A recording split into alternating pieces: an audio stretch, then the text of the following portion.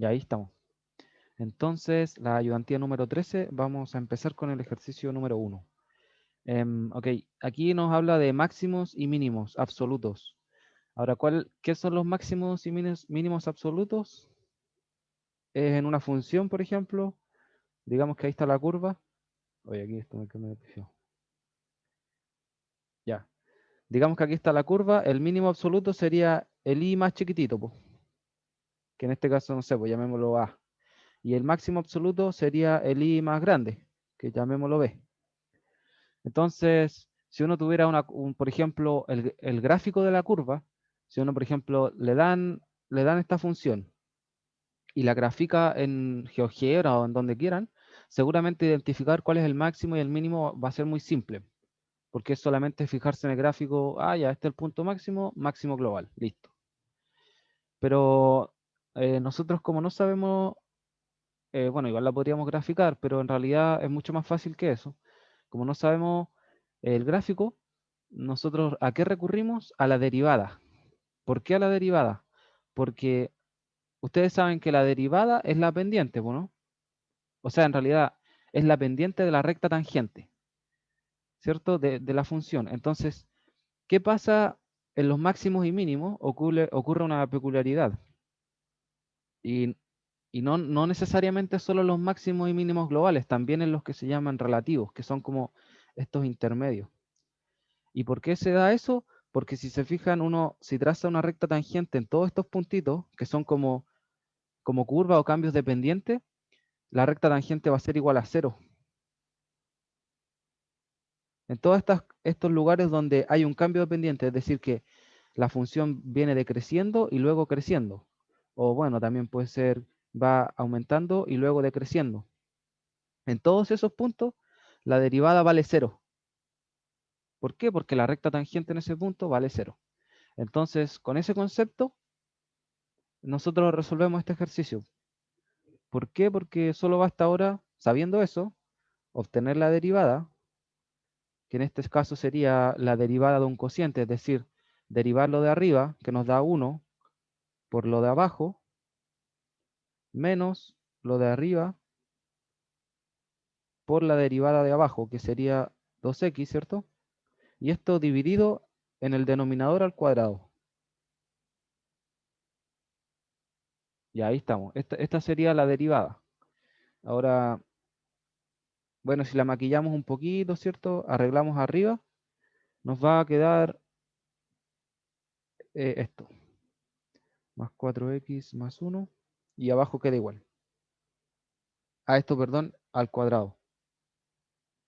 Entonces, esta sería la derivada de la función. Y como yo les comentaba antes, para encontrar los puntos críticos que se llaman, o son los puntos donde la derivada se anula, o son los puntos donde hay estos cambios de pendiente, basta con igualar esta función, que en este caso es la derivada, la igualamos a 0.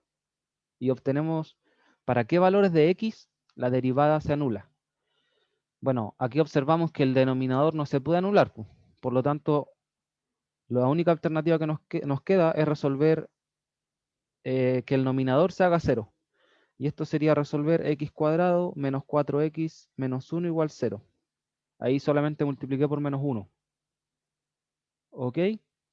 Esta, esta, esta cuadrática la pueden resolver por el método que más les acomode. Yo la verdad lo hice por Wolfram, porque no era tan rápido, así que lo más rápido fue aplicar Wolfram.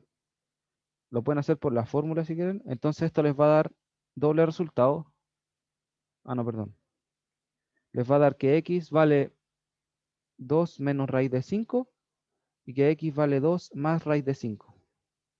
Ahora, ¿qué representan estos valores? Les repito, estos son los valores de x para los cuales la función original, ¿cierto? No la derivada, la función original tiene estos cambios de pendiente, ¿cierto? Y la derivada en ese punto es 0. Y como les comentaba, uno de estos dos puntos, bueno, en realidad estos dos puntos son puntos críticos. Ahora, podrían ser máximo o mínimo relativos, en realidad uno no lo sabe muy bien. Sin embargo, en este caso, como nos delimitan el dominio, espérame que ahí viene, ahí viene. Como nos delimitan el dominio, ustedes saben que por teorema, una función que es continua y que además tiene su dominio acotado, o que es acotada, va a encontrar sus máximos y mínimos sí o sí en ese intervalo. Ese teorema es Weierstrass. Creo que se escribe así. Weierstrass, algo así.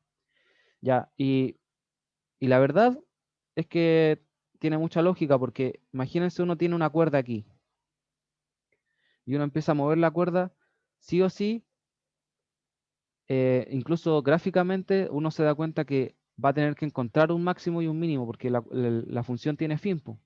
No así cuando el dominio no está definido porque ahí esto se puede ir al infinito, entonces nosotros no sabríamos cuál es el máximo global, porque el máximo global sería infinito, po. Entonces, con esa explicación, nosotros sabemos que el menor punto, en realidad que tenemos 4 puntos críticos, que serían estos dos que obtuvimos aquí, que son en algún punto de la función, ¿cierto? Que no conocemos. eh, Esos cambios dependientes ejemplifican los x que obtuvimos. Y también ese puntito de ahí, que sería x igual 0, y ese puntito de ahí, que sería x igual 5, que son los extremos de mi dominio, también podrían ser máximos y mínimos. ¿Ya? Entonces, ahora, ¿cómo sabemos cuáles son los máximos y mínimos globales? Evaluamos, po. Si ya tenemos los valores de x para los cuales la función tiene derivada 0 o son extremos, entonces lo único que tendríamos que hacer es evaluar la función y, y averiguar cuáles son más grandes y cuáles son más chicos, po, en el eje Y. Ah, había un detalle aquí. Miren, este valor, esto es menor a 0, por lo tanto no es solución, porque el dominio va entre 0 y 5. Entonces tendríamos tres valores que evaluar. F de 0, que eso nos da menos 2. Recuerden que estoy evaluando en la función original. F de 2 menos raíz de 5, que esto me da aproximadamente, perdón, más raíz de 5, esto me da aproximadamente 0.118, y f de 5, que sería como el extremo del dominio, y eso me da 0.115. Entonces, de estos tres valores tiene que salir nuestro máximo y mínimo global. Ahí está. ¿Y cómo sé cuál es cuál? Bueno, el que sea el más grande, es decir, 2 raíz de 5, ese va a ser el máximo global. Y el que sea más pequeño, en este caso 0, que tiene como imagen menos 2, va a ser el mínimo global. Y ahí estaría el resultado. ¿Alguna duda? Profe, ¿podría explicar nuevamente lo último? Que me perdí un poco. De por qué el 2 más raíz de 5 era máximo y el f de 0 era el mínimo. Ya mira, lo que sucede es que nosotros con este procedimiento obtuvimos los valores críticos, ¿o no? Entonces, uno de esos valores críticos, nosotros sabemos que por definición o por la lógica que acabamos de cierto de estudiar, que serían estos dos gráficos, nosotros sabemos que uno de esos dos valores tiene que ser sí o sí un máximo o mínimo relativo, ¿ok? Y además de esos dos valores críticos, le tenemos que sumar los extremos, que sería el 0 y el 5. Es decir, tenemos 4 valores críticos, si lo quieren llamar así. O de otra manera, eh, como el dominio es acotado, uno de esos 4 valores sí o sí tiene que ser máximo global y uno de esos 4 valores tiene que ser sí o sí mínimo global. ¿Ok? Ahora, nosotros sabemos que ese que marqué aquí, que lo voy a marcar ahora con verde, es menor a 0, entonces está lejos del dominio. Por lo tanto, al final nos quedan solamente 3 valores posibles.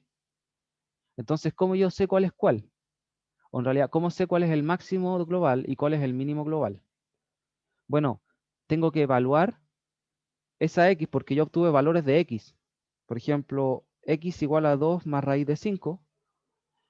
es lógico un valor de x, ¿cierto? De la recta aquí. Entonces, si yo evalúo ese puntito, digamos que está aquí, 2 más raíz de 5, en la función me va a dar un punto aquí, pues, ¿no? Si yo evalúo el 0, me va a dar un puntito aquí en la función, ¿cierto? En el eje y. Y si yo evalúo el 5, voy a hacerlo un poco más real, digamos que la función baja aquí. Si yo evalúo el 5, me va a dar otro puntito acá.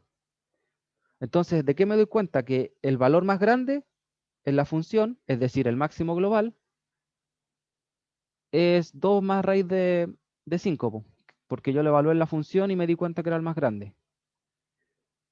¿Y cuál es el más chico? En este caso es el 0. ¿Por qué? Porque al evaluarlo en la función me dio menos 2. Es decir, que sería el valor más pequeño de la función. Miren, podríamos hacer algo. Denme un segundito. X menos 2.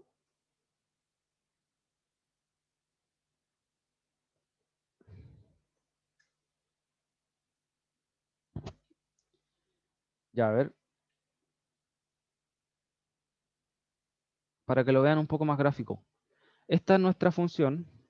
¿Se escucha, cierto? Sí.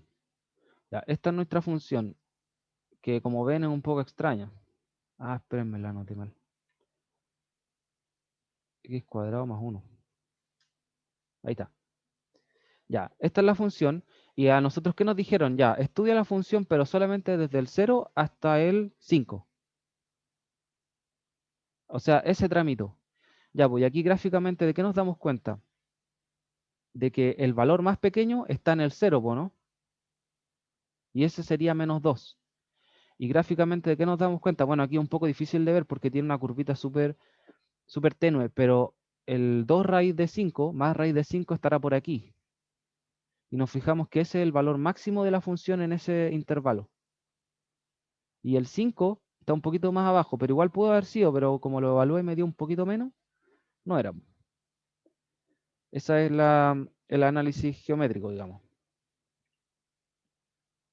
Ya nomás. Voy a seguir.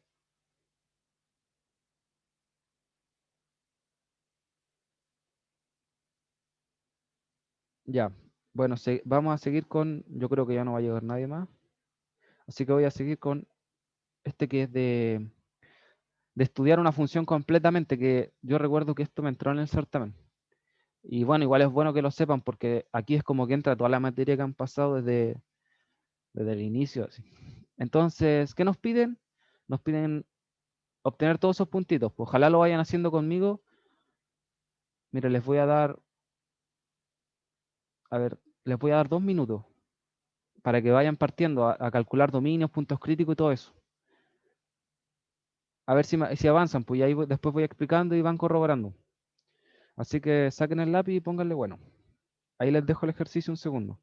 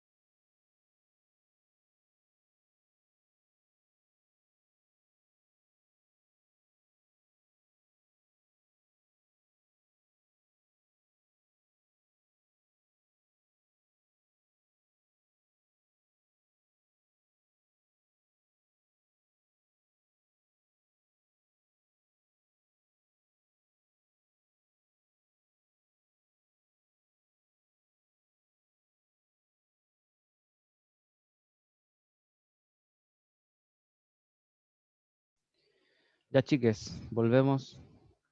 Espero hayan avanzado algo. Por mientras voy a yo empezar a hacer el ejercicio. Lo primero que nos pide es calcular dominio. Ya, ¿cuál es el dominio? Son todos los valores que permite o que la X puede tomar, ¿cierto? En este caso no hay ningún valor que nos restrinja en el nominador, No hay logaritmo ni nada extraño, pero en el denominador sí, po. Tenemos que el x no puede ser 2. Pucha, que estoy pegado. Ya. Bueno, tenemos que el x no puede ser 2. Por lo tanto, el dominio va a ser igual a todos los reales menos el 2. Listo, ahí está el punto número 1 completo. Luego, vamos al punto número 2, que son puntos críticos. Como lo veníamos hablando antes, los puntos críticos son cuando la derivada se anula. Por lo tanto, tendremos que calcular la derivada. Aquí voy. Ya. Para derivar esto, estaba esperando que se despegue un poco esta cosa que no me gusta cuando se ve así. Ya.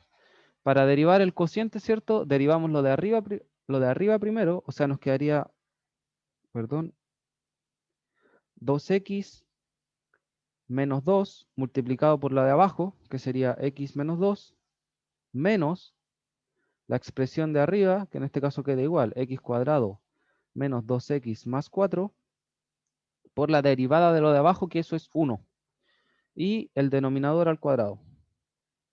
Ya aquí arreglando un poco arriba, ¿cierto? Nos va a quedar que la derivada finalmente es x menos 4, ¿cierto? Dividido en perdón, esto era al cuadrado. En x menos 2 al cuadrado, ¿cierto? Al final arriba solamente multipliqué, distribuí y después sumé. Y me quedó esa expresión finalmente. Entonces, ¿cuáles serían los puntos críticos?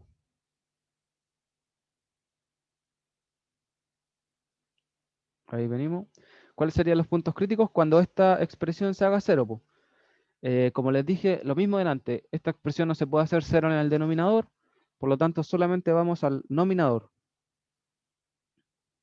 Y como ya está factorizada para nosotros, queda que x tiene que ser igual a 0 o que x tiene que ser igual a 4 para que se anule. Es decir, tenemos estos dos valores críticos.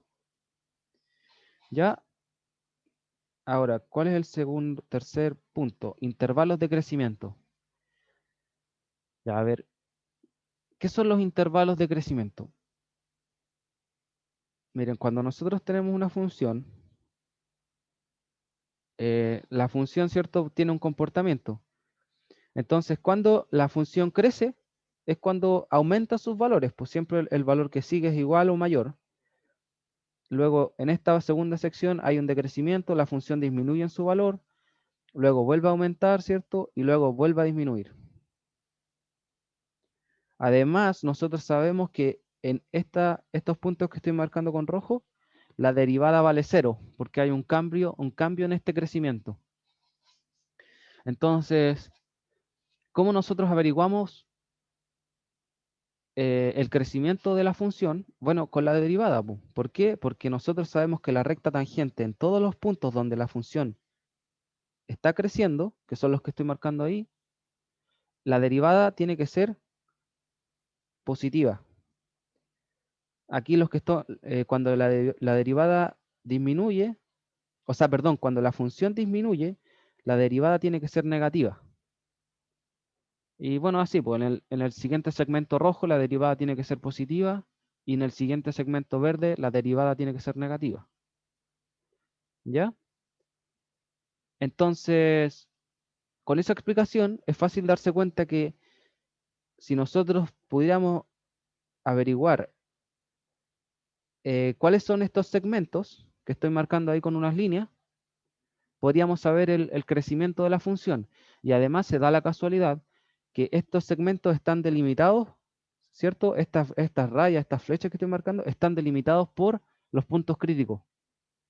¿Por qué? Porque es justo ahí donde hay cambios dependientes. Entonces, ¿qué vamos a hacer? Una tablita de valores de la derivada para averiguar esto.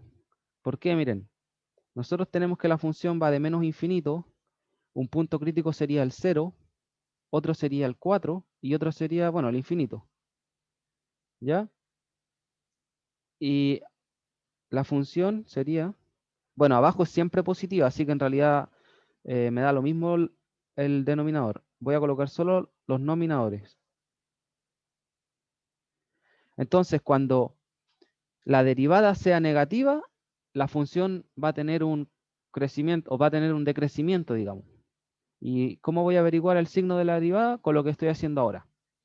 Ahora yo les pregunto, ¿qué valor tiene que ir aquí, en el espacio que yo dejé vacío? ¿O con los valores críticos estamos? ¿Qué piensa el público? Son 4 nomás, chiquillos, así que no se escapan. El Blas, siempre el Blas. Yo creo que falta el denominador.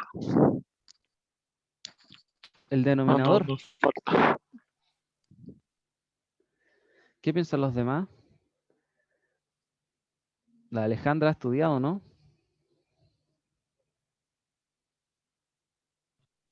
No estoy seguro, pero Justo eso no. mm, yo creo que el denominador no influye porque si no se indeterminaría. Claro, miren, eso es un tema que tienen que estar claros. Miren, lo que pasa, a ver, lo que pasa es que está bien, nosotros tenemos los puntos críticos que son los puntos donde hay cambio de pendiente, ¿cierto? Pero además tenemos que considerar los puntos que son asíntotas, o en realidad más que sean asíntotas, es que donde la función se indetermine. ¿Por qué? Porque puede ser que en este caso nosotros habíamos tenido que era el 2, ¿cierto? Puede ser que justo en ese punto, como la función se indetermina, hay un cambio de crecimiento, digamos, de monotonía. Ahora, otra manera que lo pueden ver también, fíjense que la derivada, en este punto, también se indetermina en el 2, ¿cierto? Ya, pero ustedes saben que la derivada solo existe, digamos, en las curvas que son suaves. Pero ¿qué pasa en las curvas que son, digamos, que tienen este comportamiento como puntiaguda? Ahí la derivada no existe, ¿por cierto? Porque podría yo colocar infinitas rectas tangentes y por lo tanto no existe, pues. Ya, pero si se fijan, aquí, en este dibujito que estoy haciendo aquí, si hay un cambio de monotonía, pues aquí la función aumenta y aquí la función disminuye. ¿Se fijan? Entonces puede ser que la función justo en el 2, como semi-indetermina, tenga este comportamiento, pues. La derivada semi-indetermina tenga este comportamiento, entonces no me va a aparecer como punto crítico, pero yo, para averiguar, digamos, la monotonía de la función, para averiguar el crecimiento de crecimiento, sí tengo que considerar ese punto de indeterminación, que en este caso es el 2. ¿Ok? Y bueno, con el tema, y también podría pasar que hay una asíntota. Entonces, miren, en este caso el 2 se nos indetermina aquí, ¿cierto? Entonces podría pasar que hay una asíntota, entonces la función viene aquí, a ver, viene aquí, hay una asíntota y luego la función empieza a decrecer. Entonces, si se fijan, la asíntota no va a aparecer como punto crítico, pero sí va a haber un cambio en la monotonía. Entonces, ¿qué hacemos nosotros? Colocamos ese punto aquí, en nuestra tablita de valores, para saber qué pasa, po. ¿Qué pasa a la izquierda y a la derecha? No en el punto, porque el punto no lo conocemos, pero sí podríamos saber qué pasa a la izquierda y a la derecha de ese punto. O sea, más que no lo conocemos, se indetermina. Ya, pues, entonces, con esa explicación espero hayan quedado claro. Vamos a averiguar el signo de la derivada. Esta es la derivada, esa función. Entonces, ¿qué pasa cuando está entre menos infinito y cero? El x es negativo en esta parte. A ver, porfis. ¿Qué es porfis? Ah, ok. Ya. Oh, nada, yo hice eso con un profe, pero fue mala talla. Ya. Entonces, del 0 hacia la izquierda, el x es negativo y hacia la derecha es positivo. Esto es tablita de valores justo igual como lo hacíamos con valor absoluto. Y el otro valor, el 4, que es este polinomio de aquí, o que lo anoté aquí también, que ese se anula o se hace negativo del 4 hacia la izquierda. Por lo tanto, ¿qué obtenemos aquí? Que la derivada en este intervalo es positiva, aquí es negativa y aquí es positiva. ¿Qué me dice eso? Que la función en este intervalo crece. En el intervalo menos infinito y 0. Entre 0 y 2, la función decrece. Entre 2 y 4, la función también decrece. Y entre 4 y 8, la función crece. ¿Ok? ¿Cómo sé eso yo? Porque aquí, miren, me dio positivo, negativo, negativo y positivo. La derivada. ¿Ya? Entonces ahí están los intervalos de crecimiento que nos pide el ejercicio. ¿Alguna duda con eso?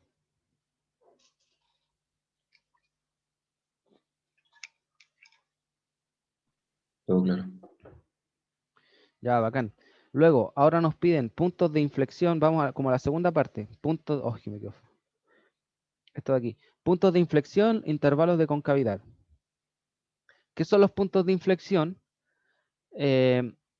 Miren, nosotros si tenemos una función, la función puede crecer así o puede crecer así o no.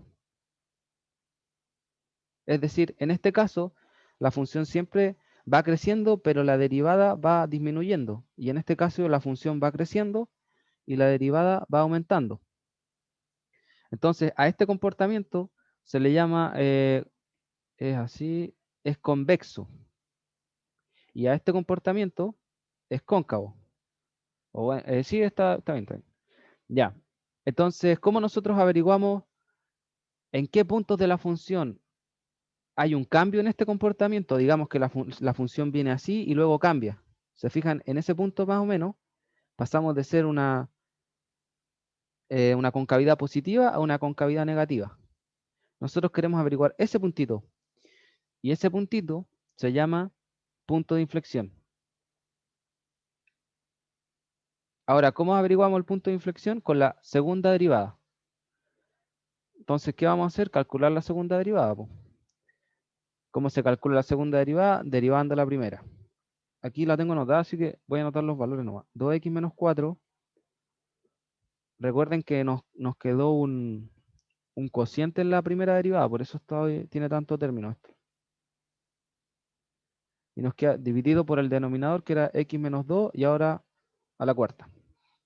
Ahora, arreglando un poco esto, nos va a quedar finalmente que la segunda derivada va a ser igual a 8 dividido en x menos 2 al cubo. Ahora, ¿cuál es el punto de inflexión? El punto de inflexión es cuando la segunda derivada se hace 0. Es como, digamos, como un punto crítico, pero de la segunda derivada. En este caso, ¿cuál es el problema? Que el único punto donde la derivada se podría anular sería en el 2. Pero si se anulara abajo, tendríamos drama. Por lo tanto, ¿qué se dice aquí? Que no hay punto de inflexión.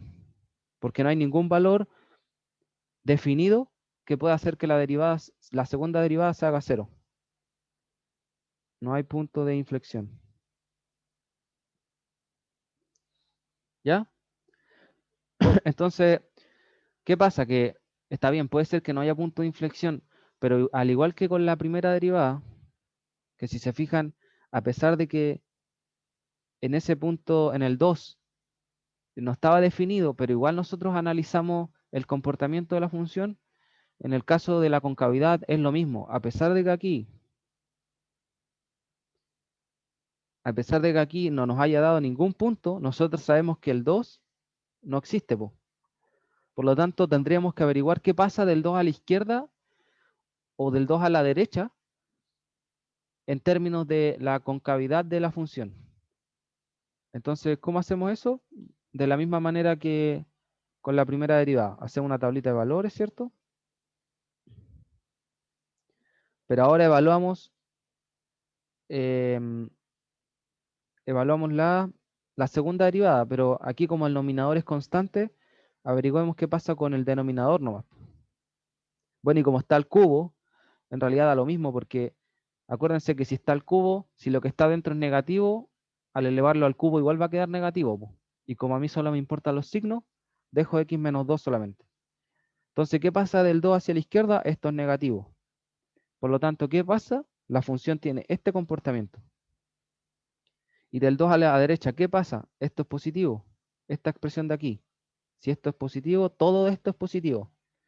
Por lo tanto, ¿qué pasa con la concavidad de la función entre el 2 y el infinito?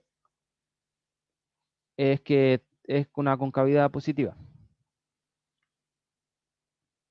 Estos se llaman intervalos de concavidad. Sí, ahí están. Intervalos de concavidad. Ahí hicimos esos dos puntitos. ¿Alguna duda con eso?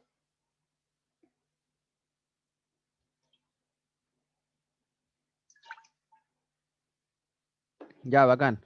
Entonces, finalmente lo que nos pide son es averiguar si la función tiene asíntota. Entonces, como sabíamos nosotros, no puedo bajar más, ahí sí. ¿Qué pasa? Que el 2 se indetermina, se indefine, digamos, la función. Entonces, ¿qué vamos a averiguar? ¿Qué pasa en el 2? Po? ¿Es una asíntota? ¿Hacia dónde va? Entonces, ¿cómo hacemos eso? El límite, cuando x tiende a 2, por la derecha en este caso, primero, de la función. ¿Cuál es la función? X cuadrado menos 2x más 4, dividido en x menos 2. Miren, ¿qué pasa si evaluamos el 2 en la función? Nos va a quedar algo, digamos A, sobre 0. Esto no es una forma indeterminada, por lo tanto este límite no va a tener solución real, digamos. Por lo tanto, de inmediato nosotros podríamos decir que al evaluar nos va a quedar A sobre 0. Y A sobre 0 nosotros sabemos que es infinito. Ahora, ¿va a ser infinito positivo o negativo? Eso depende del A. O bueno, en realidad igual depende del 0 porque cuando uno se acerca por la derecha al 0, va a tener... no, pero en este caso... Sí, po. En este caso me voy a acercar por la derecha, entonces voy a acercarme por los valores positivos. Por lo tanto, el 0 de abajo digamos que va a ser positivo. Sí, igual se puede aplicar L'Hopital. ¿Verdad que este es tan grande ahora, po? Pero bueno, hagámoslo a la antigüita, po. A la derecha es positivo y el A al evaluar me queda 4 menos 4 más 4. Menos mal que repasé. Y nos queda positivo arriba. Entonces, ¿qué nos va a quedar al final? Infinito positivo. Y cuando hago el límite, cuando x tiende a la derecha, a 2, perdón, por la izquierda de la función, voy a tener algo similar. Arriba me va a quedar 4 más 4 más 4, que va a ser positivo, es decir, el A va a ser positivo, pero el denominador, como me acerco por la izquierda del menos 2, voy a tener un valor negativo. Por lo tanto, el infinito va a ser negativo. Ahora, ¿qué quiere decir esto? Para que vean la interpretación geométrica de lo que acabamos de obtener geométricamente. El límite cuando x tiende a 2. ¿A qué se refiere eso? Aquí está nuestra función, ¿cierto? Ahí está el 2. ¿Qué pasa cuando la función se acerca al 2? ¿Cierto? El límite cuando x tiende a 2, cuando la función se acerca a 2, se va a infinito, positivo. Es decir, la función va a ser esto. ¿Y qué pasa cuando... no, perdón, por la derecha era. Cuando el límite cuando x tiende a 2 por la derecha, es decir, aquí viene la función, y cuando está acercándose al 2, se va al infinito positivo. Y en este otro caso, el límite cuando x tiende a 2 por la izquierda, viene la función por la izquierda, y cuando se está acercando al 2, tiende a infinito negativo, es decir, hace eso. Y bueno, y se comprueba que hay una asíntota vertical. Ya, ahora asíntotas horizontales, si hacen el álgebra, les va a dar más o menos infinito, por lo tanto, no hay asíntota horizontal.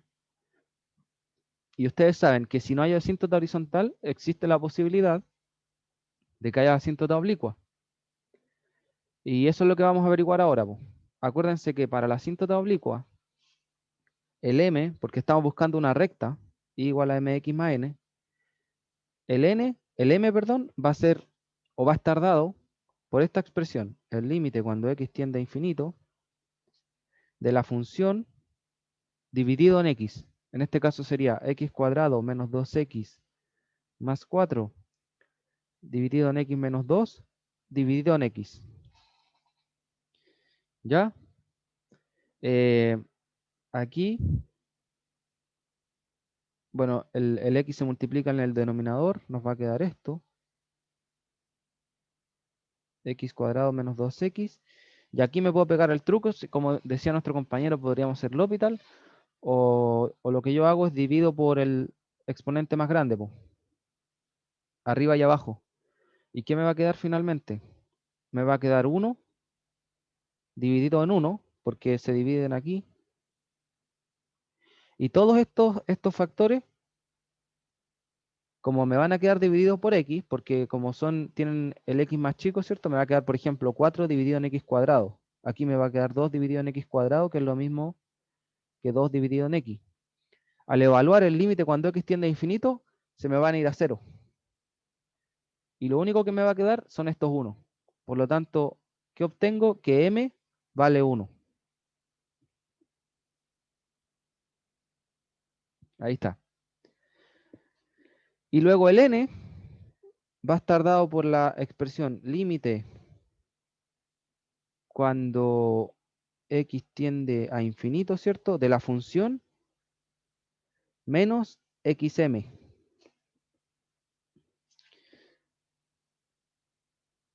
Ya miren, aquí, bueno, para ahorrarle un poco la lata, es solamente reemplazar, ¿cierto? Al final les va a quedar 4 dividido en x menos 2. ¿Cierto? La función menos x multiplicado por m, que m vale 1, ¿cierto? Entonces les va a quedar x por 1. Ahí hacen el álgebra, les va a quedar 4 dividido en x menos 2. ¿Y qué pasa cuando x tiende a infinito? Un número constante dividido en algo muy grande me va a dar, o tiende a 0. O sea, el n vale 0. ¿Y qué se obtiene? Que efectivamente hay una asíntota oblicua y la función es y igual a 1 por x más 0. Es decir, y igual a x. Y esta al final es una asíntota oblicua que es una recta, pues. La recta más fácil del planeta. Y ahí estarían todos los puntos importantes de una función. Ahora, ¿qué nos pide graficar? Ya miren, lo vamos a hacer rapidito porque para no perder mucho tiempo en eso, pero seguramente les van a preguntar, oye, ¿cuál es la gráfica de esta función en el certamen? Ya, ¿por qué partimos? Primero por la asíntota. Tenemos asíntota en x igual 2, así que la voy a dibujar ahí. Y tenemos la asíntota y igual a x. Ahí estamos. Ya, luego, ¿qué nos dice? Que la función entre menos infinito y 0 crece, ¿cierto? Y entre 0 y 2, que el 2 está aquí, decrece. Ya, eso es un punto. Luego, ¿qué otra cosa? Ah, miren, los valores críticos, igual es importante. ¿Cuáles son los valores críticos? X igual 0. O sea, en 0 va a haber un punto así o así. O bueno, así también puede ser, pero no es el caso. De la función. Entonces, ¿qué hago? Yo evalúo el 0 en la función y me va a dar que f de 0, lo tenía anotado por aquí. F de 0, no, a ver, no lo anoté nada. F de 0 me va a dar menos 2, que es evalúa el punto crítico en la función original. Y f de 4, si lo evalúo en la función original, me va a dar 16 menos 8, serían 8 más 4, 12, 6. Es decir, en x igual 0 y en y igual menos 2, que va a estar por aquí, hay un punto crítico. Y en x igual 4, 4 digamos que está por aquí, y x igual 6, va a haber otro punto crítico que está ahí. Entonces, con esto, yo además sé que la función no puede hacer esto, po, no puede atravesar, ¿cierto?, mi asíntota. Entonces yo sé que la función sí o sí va a tener que estar más o menos por esta área. Y la otra parte de la función va a tener que estar más o menos por aquí. ¿Cierto? Ya, pues entonces ya con esa idea digo, ah, ya, pues entonces, mira, si yo sé que la función entre menos infinito y 0 crece, entonces va a ser algo así. Más encima sé que la concavidad, por esta parte del desarrollo, yo sé que la concavidad es negativa. Es decir, que tiene que tener un comportamiento así. Entonces tengo esto y la concavidad sigue siendo negativa, ¿cierto? En este intervalo. Y además me dice que cuando la función se acerca al menos 2, se va a menos infinito. Entonces yo sé que la función va a ser algo así. Igual si la necesitan más precisa, pueden evaluar algunos puntitos por aquí y les va a dar preciso, po. Y bueno, y la parte de arriba es similar, po. ¿Qué obtuvimos nosotros? Que cuando x tiende al 2 por la derecha, la función se va más infinito, ¿cierto? Además tenemos que la concavidad es positiva. Tenemos que este es punto crítico, es decir, que va a ser un máximo o un mínimo. Por lo tanto, la función no puede hacer esto, po. Sí o sí este va a ser el mínimo o el máximo. Y como nosotros sabemos que la función tiene este comportamiento, entonces es mínimo. Por lo tanto, la función va a ser algo así. Y se va a ir así por las asíntotas. Creo que con eso tenemos todo, po. Sí, pues ahí sacamos asíntotas, concavidad. ¿Sí? Y ahí estaría graficada casi en su totalidad. Así al ojito, más o menos. ¿Alguna duda?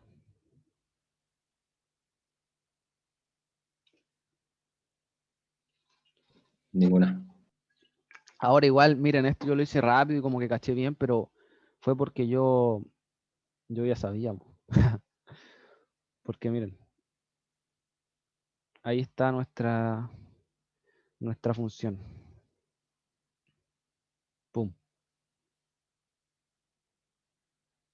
¿Se fijan?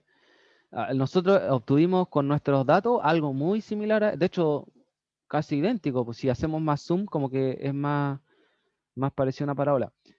Y si se fijan, miren, aquí en el 2, ¿qué tenemos? La asíntota que habíamos obtenido. Aquí en la diagonal, ¿qué tenemos? El x igual y, que también es asíntota. En este puntito dijimos que era valor crítico. Aquí, valor crítico. Además, ¿qué obtuvimos? Que la concavidad en esta parte era negativa. O sea, se comporta más o menos así. ¿Y qué se tiene aquí? Concavidad negativa. Y aquí, concavidad positiva. ¿Qué pasa cuando la función se acerca al menos 2 por la derecha? O sea, por la izquierda, se va a menos infinito. A ver. Se puede considerar que la función es una hipérbola. Mm, no, porque acuérdate que las hipérbolas tienen como una forma particular, que era h menos k, esto creo al cuadrado menos. ¿Te acordás que tiene una fórmula particular? Y que además tiene un i al cuadrado.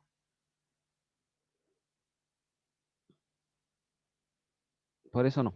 Ya. Entonces, es cierto, ya. Bacán. Ya. Entonces, como les decía, si se fijan, son todos los datos iguales. Y bueno, aquí en la asíntota, cuando x tiende a 2 por la derecha, se va a más infinito. Y si miramos la función, ¿qué le pasa? Cuando se acerca al 2, se nos va al infinito. Y ahí estaría el ejercicio completo.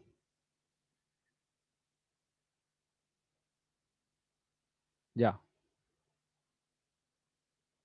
bacán. Espero que no hayan dudas y espero que hayan aprendido. ¿Qué hora es? Sabios, quedan 20 minutos. Listo. Ya, estos son los últimos ejercicios de derivadas. Ahora tenemos uno de polinomio y el otro es de número imaginario. Ya, hagamos este porque es rapidito. Nos dice, determina el lugar geométrico dado el conjunto A igual a Z perteneciente a los complejos, ¿cierto? Dado por esta igualdad. Ya, ahora no se asusten con los números complejos. Recuerden que un número complejo es como, tienen que verlo un poco como el plano, digamos. Acuérdense que en el plano nosotros tenemos coordenadas X y coordenadas Y, pero en los números complejos tenemos coordenadas X y coordenadas imaginarias. Entonces, ¿qué nos está diciendo? Nos está diciendo, oye, mira, nosotros te estamos dando este conjunto y tiene que cumplir que un número imaginario cualquiera más 1, es decir, una coordenada podrías llamarla, no sé, x, x, y. Así como en el plano normal sería como una coordenada x, y, más 1 me tiene que dar lo mismo que esta expresión de aquí. ¿Ya? Entonces, dicho eso, primero, nosotros sabemos que z lo podemos escribir como a más bi, ¿cierto? Que tiene una parte real y una parte imaginaria. Ya, ahora, como nos están pidiendo un lugar geométrico y además yo estoy más acostumbrado a trabajar con x y con y, vamos a renombrar esto y lo vamos a llamar así. ¿Ok? Entonces ahora la coordenada en el eje imaginario va a tener parte, va a ser esa, ¿cierto? Y en el eje real va a ser el x de nuestra z. ¿Ya dudas con eso? Creo que no. Esto es z. ¿Ya? Entonces, dicho eso, yo voy a reescribir lo que está ahí. Me dice el módulo de z, pero ¿quién es z ahora? Es x más y por y imaginario, menos y imaginario, ¿cierto? Esto, oye, no me acuerdo cómo es. Ya, va a ser igual al módulo del z, que es x más y por el imaginario más 1. Ya, aquí lo tenemos. Ahora, adentro vamos a arreglar un poco la cosa. ¿Por qué? Porque recuerden que el módulo, porque aquí, ¿dónde está el razonamiento? Recuerden que el módulo es la parte real al cuadrado más la parte imaginaria al cuadrado y bajo raíz. ¿Ya? Entonces, aquí tengo, digamos, un número imaginario y yo lo quiero dejar de la forma normal, digamos, de esta forma, de aquí. Entonces, ¿cómo hago eso? Dejo todo lo que sea imaginario a un lado y todo lo que sea real al otro lado. Entonces, ¿qué pasa? Estas dos cosas son imaginarias. Entonces, el x queda solito porque es real, factorizo el y, me queda y menos 1 por la parte imaginaria. Entonces, este vendría a ser mi a y este vendría a ser el b. Esto tiene que ser igual, voy a hacer lo mismo a la derecha siguiendo la misma lógica.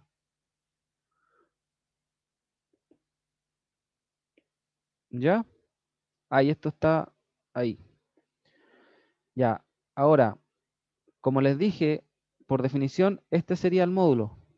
Entonces, lo único que hago yo es, ya que tengo el a y el b en cada lado, aplicar la definición, pues. Entonces, ¿qué me va a quedar? X cuadrado más el b, ¿y cuánto vale b? Y menos 1 al cuadrado, y todo esto bajo raíz, tiene que ser igual al módulo de esto. Y es la misma lógica, esto es a, por lo tanto me va a quedar x más 1 al cuadrado más y al cuadrado, y todo esto bajo raíz. Ahora ustedes se preguntarán, oye, pero ¿y qué pasa con con esta, con este operador? ¿Se acuerdan cómo se llama esa cosa? No, no me acuerdo, era conjugado, ¿no? No. Sí, conjugado, pues.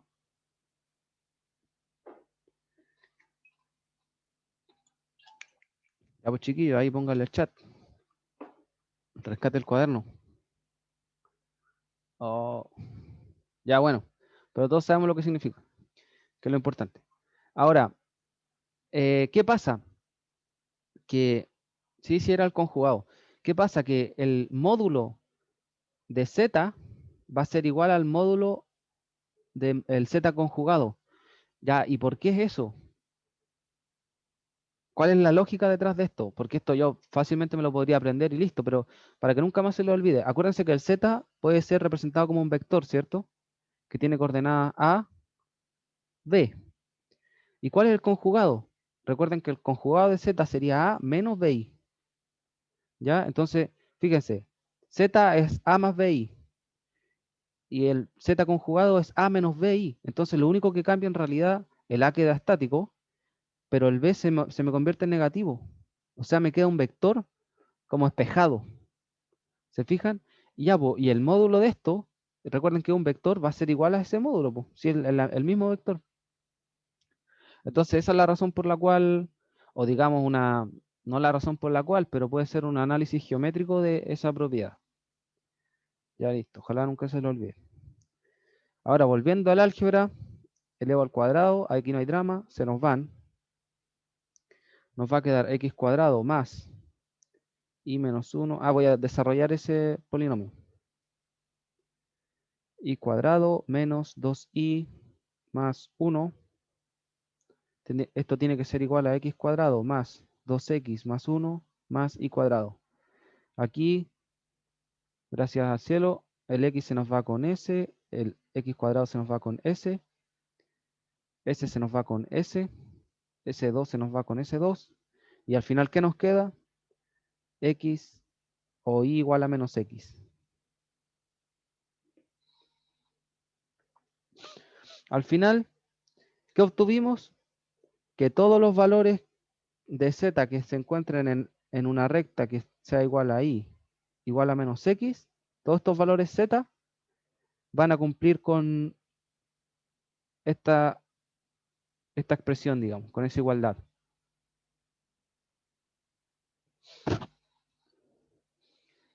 Pongámosle z sub 0. ¿Ya? ¿Alguna duda? Aquí, chiquillos, más que el desarrollo, bueno, yo espero que después esto lo estudien cuando vayan a dar el certamen, no sé. Pero la pendiente no debería ir a... Ah, sí, toda la razón, toda la razón. Bien ahí, Juan. Sí, por ahí igual a menos x. Ahí. Ya. Lo que espero que ustedes vayan analizando estos ejercicios, más que como lo hice, es que cuáles son los puntos clave. Yo diría que el primer punto clave es como separar el z en esto. Bueno, igual puede salir con eso, ¿ah? Lo segundo es esto, porque por algo lo colocan ahí conjugado, lo podrían colocar sin conjugar y listo, y saldría igual. Pero la idea es que ustedes reconozcan esa propiedad. Y también lo otro, lo del módulo, po, que recuerden que si yo tengo muchas cosas, por ejemplo, digamos A más B, más CI, más D, por ejemplo, más DI, ya todo esto yo lo puedo arreglar de tal manera que me quede solamente una parte real y una parte imaginaria. Pues. Podría decir A más B más D, esto va a ser la parte real, y C más D, factorizado, ¿cierto? Es la parte imaginaria. Entonces, si yo a esto le aplico el módulo, es lo mismo, es como Pitágoras, ¿no? ¿Se fijan? Entonces, ese tipo de cosas tienen que tenerlas claras. Ya listo. Mucho bla, bla, bla. A ver, este lo hicimos. Este nos falta. Ya, chiques. Este sería el último.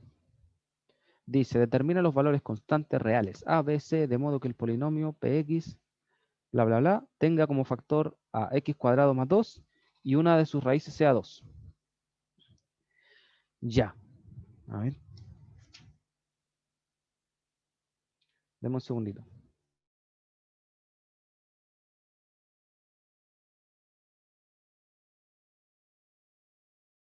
Ya, chiques. Ya miren, aquí básicamente, ¿qué pasa? Tenemos un polinomio y nos dicen que tiene como factor x más 2 y una de sus raíces es 2. Es decir, que tiene como factor x menos 2. Ya, eso es como detalle, pero más que nada, porque hay otro ejercicio que sirve a hacer eso, porque pueden hacer división sintética, cosas así. En este ejercicio, lo mejor es solamente reemplazar. ¿Por qué? Porque si nosotros sabemos que 2 es solución, significa que si yo reemplazo ese 2 en la función, es decir, hago esto, me tiene que dar 0. Recuerden que si es solución, hace que ese polinomio de ahí se anule, digamos, se vuelva a 0. Por lo tanto, ¿qué hago? Evalúo, po. ¿Qué me va a quedar? X a la, perdón, 2 a la quinta más A menos 2, 2 a la cuarta, menos 5 por 2 al cubo, ¿cierto? Más bx, que sería 2 al cuadrado, más 2c más 12. Esto tiene que ser igual a 0. Ya aquí, miren, ese se distribuye, ¿cierto? Esto lo transforman en 32, si no me falla la mente. Sí, 32, suman y restan, cosas que ustedes saben hacer muy bien. Finalmente, ¿qué les va a dar? 16a más 4b más 2c menos 28 igual 0. Entonces ustedes dirán, oye, pero ¿qué onda esto? ¿Qué hago con esto? Pucha, por ahora nada, pues, pero ya se pueden ir dando cuenta que hacia donde apunta el ejercicio es un sistema de ecuaciones. ¿Por qué? Si yo tengo 3 incógnitas, o sea, al final tengo una ecuación que yo puedo resolver siempre y cuando tenga 3 ecuaciones, pues, ¿cierto? Porque acuérdense, si tengo 3 incógnitas, necesito 3 ecuaciones. 2 incógnitas, 2 ecuaciones, y así. Entonces ya tengo la primera ecuación, que la vamos a llamar I. Ahora, ¿de dónde van a venir las otras dos? Bueno, de la otra solución, pues. Recuerden que si se puede factorizar por eso, significa que, x cuadrado menos 2, o sea, perdón, más 2, tiene que ser sí o sí igual a 0 para que sea solución. Es como cuando uno factoriza un polinomio nomás. ¿Sí? ¿También con eso, no?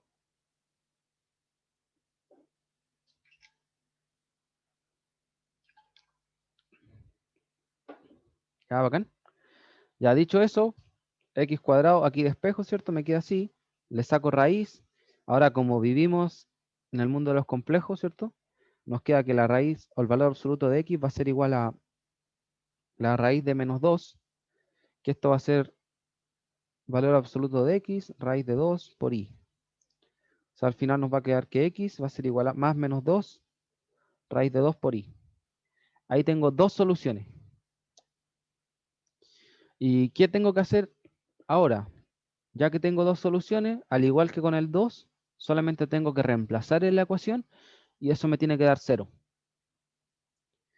Entonces, vamos manos a la obra. Reemplazamos p raíz de 2i. Nos va a quedar algo de chino. A ver.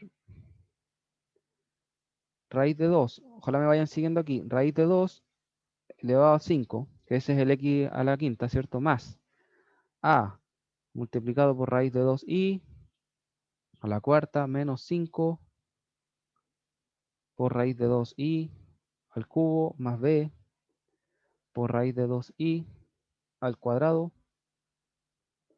más b, ya lo dije, ¿cierto?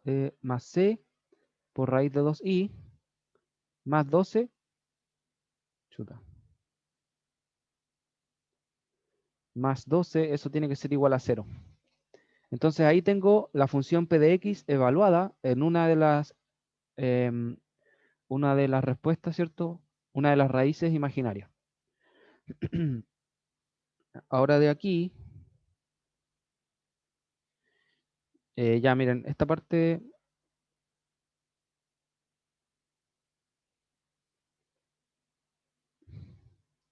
¿qué nos conviene hacer más?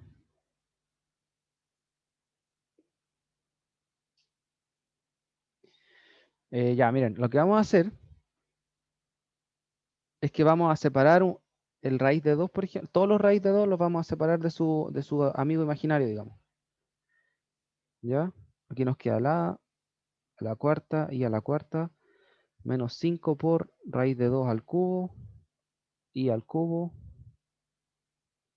¿ya? Más b, eso parece un 6, pero es un b, raíz de 2 al cuadrado por i al cuadrado, más c por raíz de 2 por i más 12. Ya, entonces, ¿por qué hice eso? Porque ahora yo sé que los números imaginarios cuando están elevados a una potencia se pueden transformar en otras cosas. ¿Y cómo yo sé en qué cosa? Miren, aplicamos mi circunferencia, digamos, donde parte en el i, o sea, perdón, parte en el 1, este es i, este es menos 1 y este es menos i. ¿Por qué sé yo que parte en el 1? Porque esta circunferencia va de potencia en potencia, es decir, cuando i está elevado a 0, parte en el 0, ¿cierto? Aquí, i a la 0 nosotros sabemos que es 1. Entonces i a la 0 vale 1. Después i a la 1 vale i a la 2 vale menos 1, i a la 3 vale menos i y a la 4 vale 1, y a la 5 vale i, y así se da la vuelta hasta que lleguen a la potencia que necesitan. Entonces, con esa lógica, decimos ya, si parte en el 1, o sea, partimos en la potencia 0, yo necesito la 5, 0, 1, 2, 3, 4, 5. Es decir, que i elevado a la 5 es lo mismo que i. Entonces aquí me queda finalmente raíz de 2 elevado a la 5 por i, más, volvemos, 0, 1, 2, 3, 4. Es decir, que i elevado a la 4 es lo mismo que 1, perdón. Espero me siga la lógica de esa circunferencia. Entonces al final me queda a, y ese i se transforma en un 1. Menos 5 por raíz de 2 al cubo. Y al cubo, ¿cuánto vale? 0, 1, 2, 3, vale menos i. Me queda así entonces. Y al cuadrado, eso vale menos 1.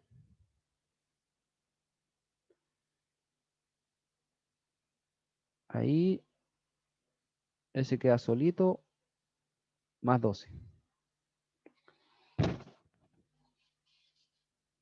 Ya, ahí estamos. Entonces ahora nos quedó algo más simplificado, ¿cierto? Ahora lo que puedo hacer es factorizar por el raíz de 2 por i. O sea, ¿qué me va a quedar? Me va a quedar raíz de 2 por i. ¿Qué tiene raíz de 2 por i? Este raíz de 2 queda así, que el primer término. Este también tiene, o sea, me queda más 5 raíz de 2 al cuadrado y ese. O sea, me va a quedar c. Y el resto lo dejo solito nomás, po. O sea, me va a quedar a raíz de 2 a la cuarta menos a raíz de 2 a la cuarta menos raíz de 2 al cuadrado por b. Aquí están estos dos términos, más 12.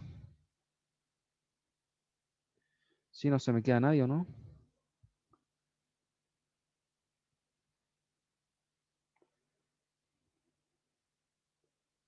Raíz de 2 a la cuarta. Hay un raíz de 2 a la cuarta que debería estar por acá.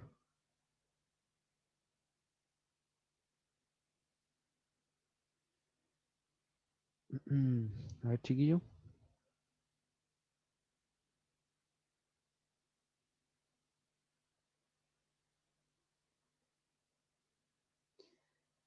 Está en el paréntesis, está buscando otro. No, estoy buscando otro que parece que se me quedó atrás. A ver, sería que lo tengo anotado aquí, pero no sé por qué. Ah, ya sé, ya sé, ya sé. Lo que pasa que...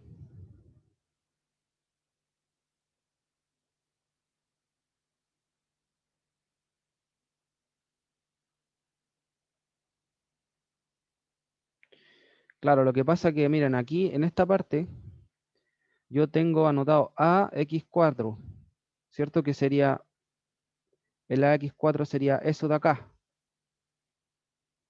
¿cierto? Y después viene el que tiene 5, pero me falta el 2, que sería menos 2x4. ¿Se fijan que sería el de distribuir eso? Entonces aquí me faltaría el menos 2x4, que finalmente sería 2 por raíz de 2 a la cuarta. Y eso tiene que ser igual a 0. Ahí sí, se me había quedado otra vez. El A. Claro, y este pavo...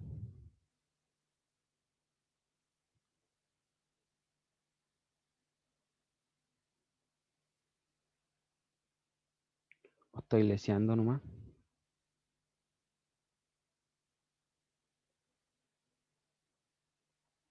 No, está bien. Ya. Entonces, ahora, ¿qué pasa? Que todas estas cosas, si se fijan, están en raíz, pero tienen potencias pares, pues. Entonces podríamos simplificar. Entonces, ¿qué nos va a quedar finalmente? Que 2 por i, aquí adentro, si simplifican esto con eso y lo suman, les va a quedar 14 más c. Y aquí a la derecha, ¿cierto? Si simplifican y todo, les va a quedar 4a menos 2b más 14. ¿Ya? Que sería esta suma. Y esto tiene que ser igual a 0. ¿Ya? Ahora, ¿qué pasa? Fíjense que esto es un número imaginario. ¿Por qué? Porque tendríamos que, a ver, si sacamos el i hacia afuera, ahí, tenemos que esta sería la parte imaginaria y esta es la parte real, pues. Y recuerden que, miren, y esto es muy importante que lo recuerden. Así que si no están pescando atención, pesquen ahora. Acuérdense que cuando uno tiene x cuadrado más x, por ejemplo, igual a 0, ¿cierto? Eso significa que, o no, hagámoslo con número imaginario mejor. Si uno tiene a más bi igual a 0, eso significa que el a es 0 y que el b, que es la parte imaginaria, también tiene que ser 0. ¿Se fijan? Es como que esté igualado a 0 más 0 por i. Entonces, si tenemos esta expresión de aquí, es lo mismo, o si está igualado a 0, ¿qué nos está diciendo? Que la parte imaginaria, que ya les dije que era raíz de 2, 14 más c, tiene que ser igual a 0, y que esta parte de aquí, que es 4a menos 2b más 14, también tiene que ser igual a 0. ¿Dudas con eso?